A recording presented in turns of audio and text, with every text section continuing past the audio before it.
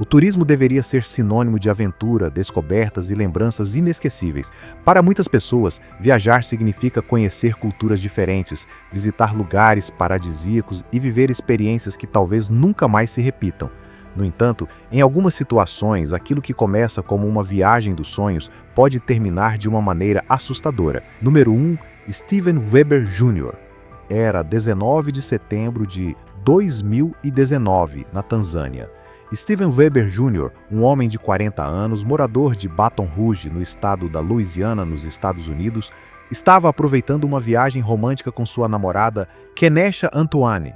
O casal havia escolhido se hospedar no luxuoso Manta Resort, localizado próximo à costa da ilha de Pemba.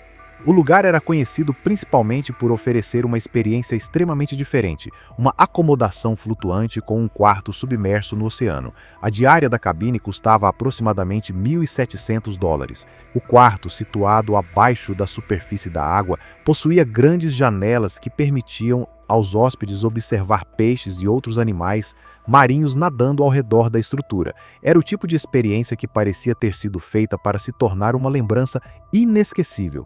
Mas aquela não era apenas uma viagem comum. Steven e Kenesha estavam comemorando um momento especial do relacionamento. Eles estavam juntos havia cerca de 2 anos, e Steven, conhecido por ser uma pessoa romântica, aventureira e cheia de energia, tinha preparado uma grande surpresa. Ele pretendia pedir Kenesha em casamento. Porém, em vez de fazer o pedido dentro de um restaurante, na praia ou dentro do quarto, Steven decidiu criar algo totalmente diferente. Ele planejou realizar a proposta debaixo d'água. Para isso, preparou uma mensagem escrita à mão e colocou o papel dentro de um saco plástico transparente, cuidadosamente fechado para impedir que a água destruísse o bilhete. Além da mensagem, Steven também levou consigo o anel de noivado. O plano consistia em mergulhar pelo lado de fora da cabine submersa, nadar até uma das janelas e mostrar o pedido para Kenesha, que estaria observando tudo do interior do quarto. Na mensagem, Steven escreveu que não conseguiria prender a respiração por tempo suficiente para explicar tudo aquilo que amava nela. Ele também afirmou que, a cada novo dia, seu amor por Kenesha aumentava ainda mais. No outro lado do papel estava a pergunta mais importante. Ele queria saber se ela aceitaria se casar com ele. Dentro da cabine, Kenesha aguardava, sem imaginar completamente o que estava prestes a acontecer. Quando viu Steven se aproximando da janela, ela começou a filmar. Nas imagens, ele aparece nadando até o vidro e segurando o bilhete diante dela. Kenesha ria, emocionada e surpresa com aquela demonstração de amor. Steven mostrou a primeira parte da mensagem e, em seguida, virou o papel, revelando o pedido de casamento. Logo depois, ele retirou o anel e o exibiu diante da janela. O momento parecia perfeito. Depois de fazer o pedido, Steven saiu do campo de visão da câmera. Kenesha acreditou que ele estivesse retornando à superfície, porém aquela se tornou a última vez que ela o viu com vida. Algum tempo se passou e Steven não voltou para a cabine. No início, Kenesha talvez tenha imaginado que ele estivesse recuperando o fôlego, nadando ao redor da estrutura ou preparando outra surpresa. Mas conforme os minutos avançavam, ela percebeu que alguma coisa estava errada. Steven não havia retornado à superfície. Assustada, Kenesha tentou entrar em contato com os funcionários do resort. Segundo os relatos, ela procurou ajuda por telefone e pelo rádio, mas não conseguiu obter uma resposta imediata. Desesperada, começou a chamar a atenção de embarcações que passavam pela região. Alguns barqueiros perceberam a situação e seguiram rapidamente até o local. Pouco tempo depois, Steven acabou encontrado e retirado da água. Quando seu corpo chegou à superfície, ele ainda apresentava sinais muito fracos de pulsação. As pessoas que estavam no local começaram imediatamente as tentativas de reanimação cardiopulmonar. Elas lutaram para salvar sua vida, mas apesar de todos os esforços, Steven não resistiu. A viagem romântica, que deveria marcar o início de uma nova etapa na vida do casal, terminou em uma tragédia devastadora. Kenesha publicou posteriormente uma homenagem emocionante nas redes sociais. Em sua mensagem, falou sobre a dor, o choque e a dificuldade de aceitar que Steven havia morrido poucos instantes depois de pedir sua mão em casamento. Ela o descreveu como uma alma maravilhosa e revelou um detalhe especialmente doloroso. Steven nunca conseguiu ouvir a resposta dela. Kenesha escreveu que teria respondido um enorme e entusiasmado sim. Ela também contou que, nos últimos dias da viagem, os dois haviam conversado sobre como aquela experiência parecia única. Steven teria demonstrado gratidão por viver ao lado dela uma aventura tão incrível e especial. A morte deixou familiares e amigos confusos. Steven era considerado um bom nadador e já possuía experiência com mergulho usando tubo respirador. Por isso, seus parentes tiveram dificuldade para compreender como ele não conseguiu retornar à superfície. A irmã de Steven, Mandy Hoffman, declarou que ainda tinha dúvidas sobre o que realmente havia acontecido. Ela questionava se existia algum detalhe desconhecido, algum problema de saúde ou algum outro fator que pudesse ter contribuído para o afogamento. O Manta Resort divulgou uma declaração confirmando a morte. De acordo com o estabelecimento, Steven havia se afogado enquanto praticava mergulho livre sozinho na área externa da cabine submersa. As condições do tempo e da água teriam permanecido tranquilas naquele momento. A profundidade ao redor da acomodação era de aproximadamente 10 metros. A administração do resort expressou condolências à família e descreveu o ocorrido como um acidente trágico. Mesmo assim, várias perguntas continuaram sem resposta. Como um homem considerado forte e experiente na água não conseguiu subir? Ele teria prendido a respiração por tempo demais? Poderia ter sofrido uma desorientação, um mal súbito ou uma perda repentina de consciência. O diretor executivo do resort também afirmou que toda a equipe estava profundamente abalada. Enquanto isso, amigos e familiares relembravam Steven como uma pessoa capaz de levar alegria a todos ao seu redor. Ele recebeu a descrição de um amigo verdadeiro, leal, carismático e cheio de vida.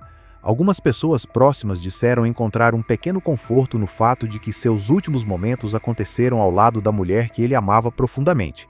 A homenagem publicada por Kenesha ganhou enorme repercussão na internet.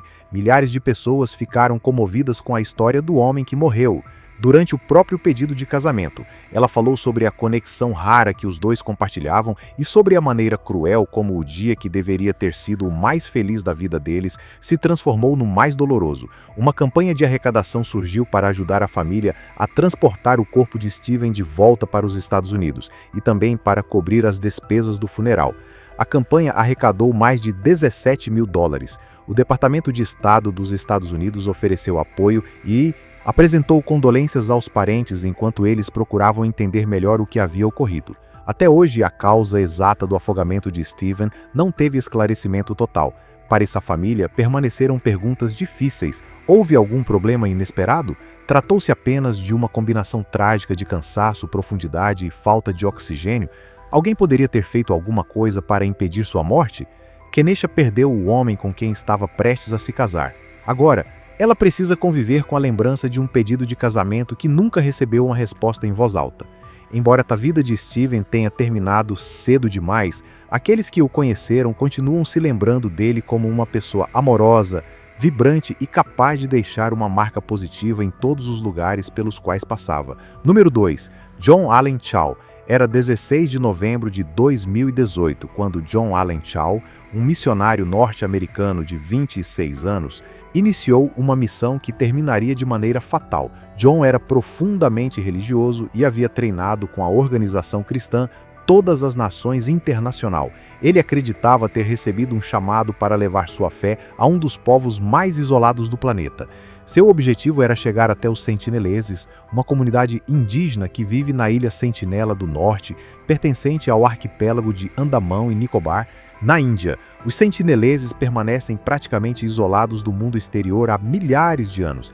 Eles são conhecidos por rejeitar qualquer tentativa de aproximação e por reagir de forma agressiva quando estrangeiros entram em seu território. Apesar do perigo, John acreditava que deveria apresentar o cristianismo àquele povo. Ele já conhecia a região, havia viajado para as Ilhas Andamão em 2015 e 2016. Durante essas visitas, pesquisou informações sobre os sentineleses e passou a demonstrar um interesse cada vez maior pela comunidade. Diferentemente das viagens anteriores, dessa vez, John não pretendia apenas observar a ilha à distância. Ele queria desembarcar e conversar diretamente com os habitantes. Estima-se que a população da ilha tenha algumas dezenas ou possivelmente pouco mais de 100 pessoas. Entretanto, como praticamente não existe contato direto, qualquer número relacionado à população é apenas uma estimativa. O que se sabe com segurança é que os sentineleses protegem intensamente seu isolamento. Ao longo da história, eles já lançaram flechas e lanças contra embarcações, helicópteros e pessoas que se aproximaram da praia. John conhecia esses riscos. Mesmo assim, passou meses organizando sua missão. Ele estudou a região, preparou presentes e procurou pessoas que pudessem transportá-lo clandestinamente até as proximidades da ilha.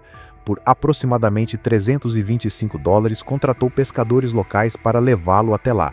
Os homens sabiam que a viagem era ilegal e extremamente perigosa. O governo indiano proibia a aproximação da ilha Sentinela do Norte, tanto para proteger os visitantes quanto para preservar os próprios indígenas. Uma simples gripe, um resfriado ou outra doença comum poderia causar consequências devastadoras para uma população sem imunidade contra enfermidades externas. Mesmo relutantes, os pescadores aceitaram ajudar. Em 15 de novembro, John fez sua primeira tentativa. Ele entrou em um caiaque e começou a remar sozinho em direção à ilha, enquanto os pescadores permaneceram mais afastados.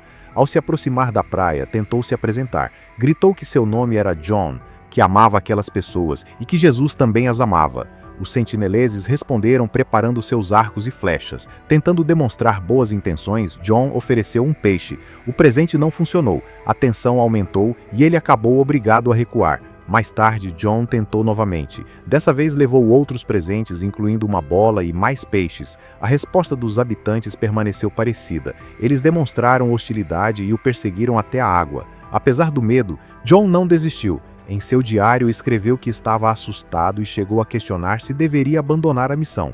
No entanto, concluiu que não poderia desistir daquilo que considerava seu propósito espiritual. No dia 16 de novembro, preparou-se para fazer uma nova tentativa. Antes de partir, escreveu uma carta para a família. No texto, reconheceu que poderia morrer, pediu perdão aos parentes caso alguma coisa acontecesse e explicou que acreditava que a missão justificava o risco. Também pediu que sua família não culpasse os sentineleses nem culpasse Deus caso ele não retornasse. John então seguiu novamente para a ilha. Os pescadores permaneceram esperando em uma embarcação longe da praia. Segundo os relatos posteriores, eles viram os indígenas atacando John com flechas quando ele se aproximou da costa. Uma flecha o atingiu. Os pescadores afirmaram ter observado os habitantes arrastando seu corpo pela areia. Mais tarde, disseram que parecia que o corpo havia sido enterrado ou deixado em uma parte da praia. As autoridades indianas confirmaram a morte, mas decidiram não realizar uma operação direta para recuperar os restos mortais. Entrar na ilha poderia provocar um novo confronto, colocar outros agentes em risco e ameaçar a saúde da comunidade. A morte de John provocou uma enorme discussão internacional. Muitas pessoas classificaram sua decisão como imprudente, irresponsável e desrespeitosa. Ele havia violado leis criadas especificamente para proteger os sentineleses da interferência estrangeira. Além disso, poderia ter carregado algum vírus ou bactéria capaz de matar grande parte da população da ilha. A Organização Sobrevivência Internacional, que defende os direitos de povos indígenas, condenou a missão. Seus representantes destacaram que o desejo dos sentineleses de permanecer isolados precisava ser respeitado. Outras pessoas, porém, enxergaram as ações de John como uma demonstração extrema de fé. A família declarou que perdoava os habitantes da ilha. Os parentes disseram compreender que John acreditava sinceramente na necessidade de compartilhar o cristianismo. Para eles, embora a missão tivesse terminado de maneira trágica e recebesse a classificação de controversa, ela representava uma expressão verdadeira de devoção. Os pescadores que transportaram John acabaram presos por violarem as leis de proteção da ilha. Já os sentineleses não sofreram consequências legais. O ataque recebeu a classificação de reação de defesa territorial de um povo que não reconhece as leis do mundo exterior e que sempre deixou claro que não deseja contato. O governo indiano reforçou sua política de isolamento. As águas próximas da ilha Sentinela do Norte continuaram restritas e novas tentativas de aproximação permaneceram proibidas.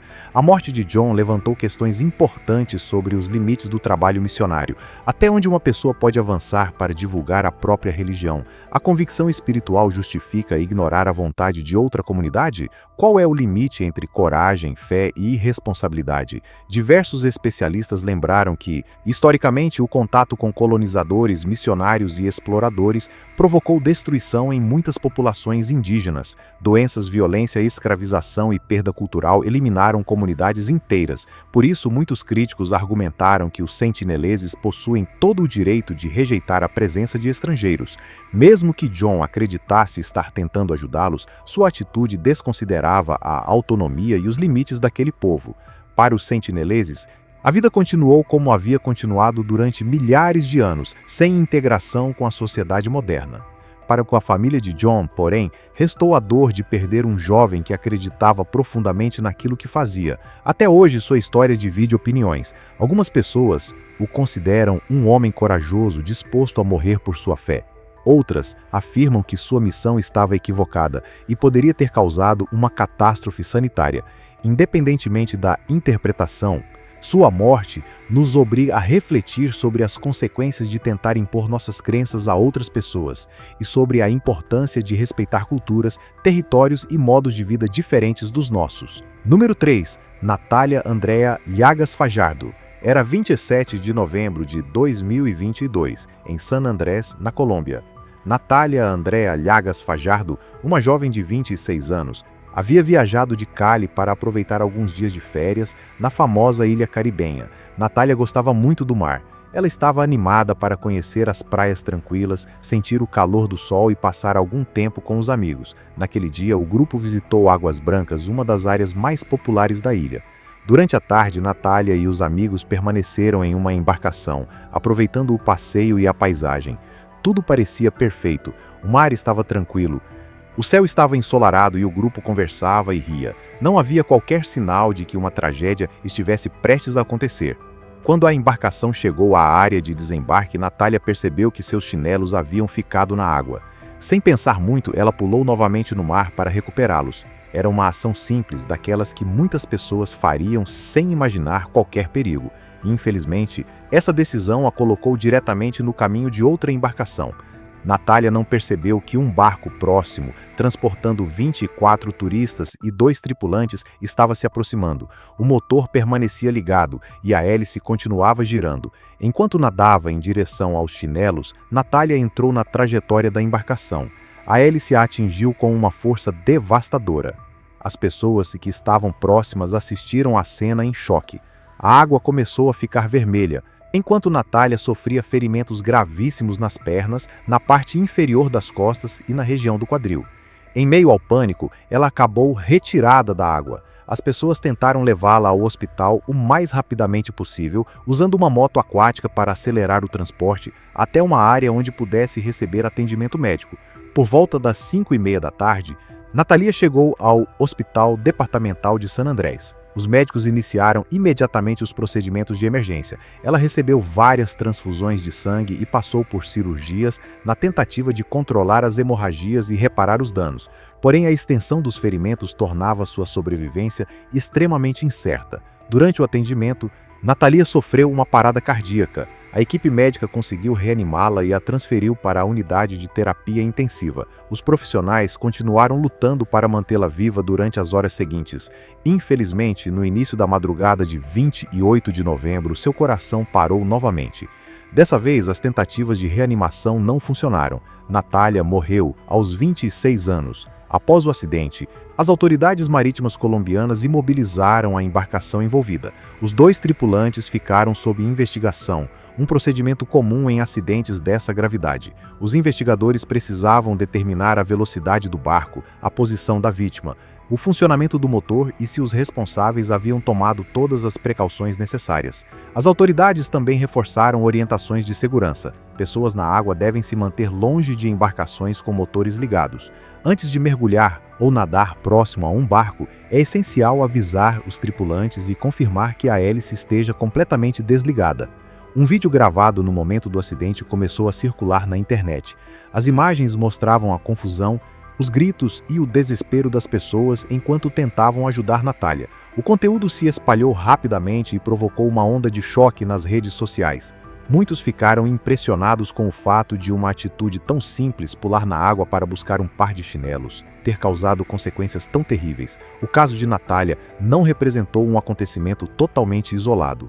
Poucos meses antes, outra tragédia parecida havia ocorrido nas Florida Keys, nos Estados Unidos. Juan Carlos Escotet Alviares, um banqueiro hispano-venezuelano de 31 anos, participava de uma competição de pesca quando sua noiva caiu da embarcação. Ao perceber que ela estava na água, Juan Carlos pulou para resgatá-la. Sua noiva conseguiu sobreviver. Ele, porém, recebeu o impacto da hélice do barco e morreu. Esses dois casos mostraram um perigo que muitas pessoas não levam suficientemente a sério. As hélices de embarcações podem girar em alta velocidade e provocar ferimentos fatais em apenas alguns segundos. Em áreas turísticas movimentadas, com barcos, motos aquáticas e banhistas circulando ao mesmo tempo, qualquer falha de comunicação pode terminar em desastre. Depois dessas tragédias, autoridades e organizações ligadas à segurança náutica voltaram a defender regras mais rígidas. Entre as principais recomendações estavam manter nadadores longe de motores ativos, desligar completamente a embarcação antes de permitir que alguém entre na água e garantir que o piloto consiga visualizar toda a área próxima à hélice. A morte de Natália recebeu profundo lamento de familiares e amigos. Fotografias publicadas nas redes sociais mostravam a jovem aproveitando uma bebida na praia, poucas horas antes do acidente. Nas imagens, ela aparecia sorridente, relaxada e feliz, sem imaginar que aqueles seriam alguns de seus últimos momentos. Sua história mostra como uma situação tranquila pode mudar em questão de segundos. A investigação continuou, com a embarcação fora de serviço e os tripulantes enfrentando uma análise legal de suas responsabilidades. Mesmo assim, muitas perguntas permaneceram. O que teria acontecido se Natália não tivesse pulado? E se alguém tivesse desligado o motor antes? E se um tripulante ou passageiro tivesse percebido que ela estava na água? E se o barco tivesse se aproximado alguns segundos mais tarde?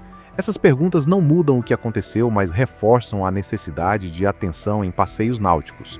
A morte precoce de Natália tornou-se um alerta sobre segurança no mar, especialmente em locais cheios de embarcações. Ela também lembra que, durante qualquer aventura, a diversão precisa caminhar ao lado da cautela.